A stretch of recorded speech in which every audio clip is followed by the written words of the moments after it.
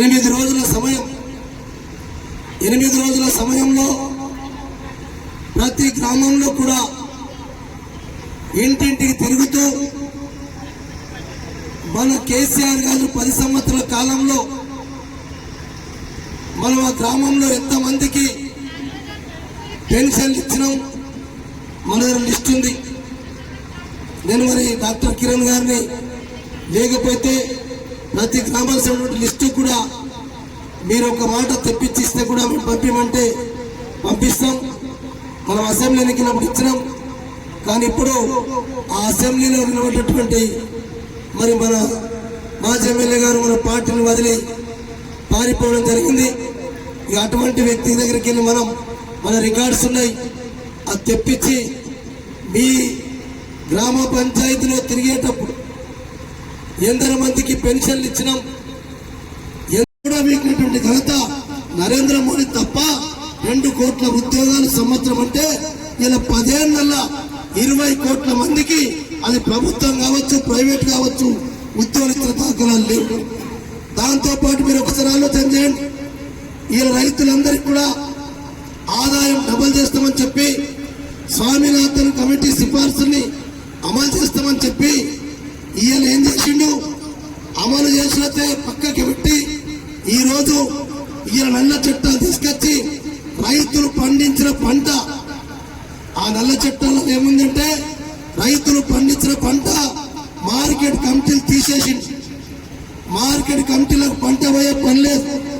ఎక్కడో రోడ్డు మీద, ఎక్కడో చౌరస్తాలలో ఎవరికి ఇష్టం వస్తే వాళ్లకు అమ్ముకోవచ్చు. కొనే వానికి కూడా లైసెన్స్ అవసరం లేదు. వాటిలో ఒక కార్డు మీటర్లు పెడుతున్నటువంటి భారతీయ జనతా పార్టీకి ఎట్లా ఓటేస్తామనేది కూడా మనం అర్థం చేసుకోవాలా.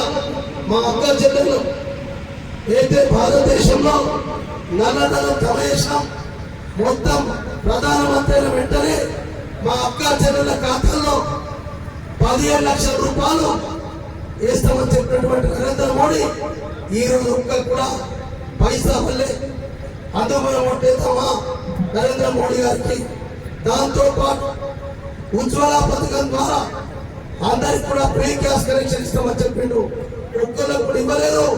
ఇలా 500 గ్యాస్ ధర ఉంటే నరేంద్ర మోడీ గారు 1250 రూపాయల గ్యాస్ ధర పెంచినందుకు నరేంద్ర మోడీ కొట్టేద్దామనేది. ఇవన్నీ కూడా మీరు గ్రామాలకు వెళ్ళినప్పుడు ఇటు రేవంత్ రెడ్డి మనం చేసిన పని, రేవంత్ రెడ్డి గారు చెప్పినవన్నీ కూడా మనం చెప్పారు. నరేంద్ర మోడీ గారు చెప్పిన మాటలు నేను చెప్పాను. ఇంకా మీరు చాలా విషయాలకు వెళ్తే అమిత్ షా దోస్తులందరికీ కూడా మాఫీ చేసింది తప్ప మన అక్క చెల్లెళ్లకు గ్యాస్ ఫ్రీ ఇవ్వలేదు, రైతులకు స్వామినాథన్ కమిషన్ తీసుకురాలేదు, యువకులకు ఉద్యోగాలు ఇవ్వలేదు. మరి ఇన్ని కూడా ఇంకా రైతులకు మోటార్లకు మీటర్లు పెడుతున్న వ్యక్తికి ఒక రాముని పేరు చెప్పి అయోధ్యలో రామ మందిరం కడితే రాముని పేరుతో అడుగుతాం. మనం రాముని మొక్కమా? మనం హిందువులం కామా? మనకి హిందుత్వం లేదా? మన సత్యనారాయణ కథ చెప్పుకోమా? సత్యనారాయణ పూజ చేసుకోమా?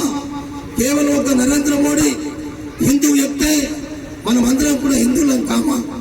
అందుకొరకే మనం ఈ నియోజకవర్గంలో 300 మందిరాలు కేసీఆర్ గారి ప్రభుత్వంలో కట్టుకున్న మాట వాస్తవంగా అడుగుతున్నాం. నువ్వు అయోధ్యలో మంత్రి కట్టి రాముని పేరు చెప్పి ఓట్లు అడుగుతున్నావు. మనం 300 మందిరాలు కట్టినాం. నిర్మల్ జిల్లాలో నిర్మల్లో 1200 మందిరాలు కట్టుకున్నాం. 12,000. ఆ రకంగా మరి ఇలా కేసీఆర్ గారు యాదాద్రిలో పార్టీ కార్యకర్తలం మాకంటే మీరే ముందటి నుంచి టీఆర్ఎస్ పార్టీలో ఉన్నారు. నేను మరి తెలంగాణ కొరకు తెలుగుదేశం నుంచి వచ్చిన నేను 11లో మరి మాకంటే మీరే గట్టి కాబట్టి 13 తారీఖు దాకా ఎత్తిన చేతి ఎత్తినట్టే ఉండాలా. జై తెలంగాణ. కేసీఆర్ గారి నాయకత్వం కారు గుర్తుకే మన ఓటు, కారు గుర్తుకే మన ఓటు. ధన్యవాదాలు.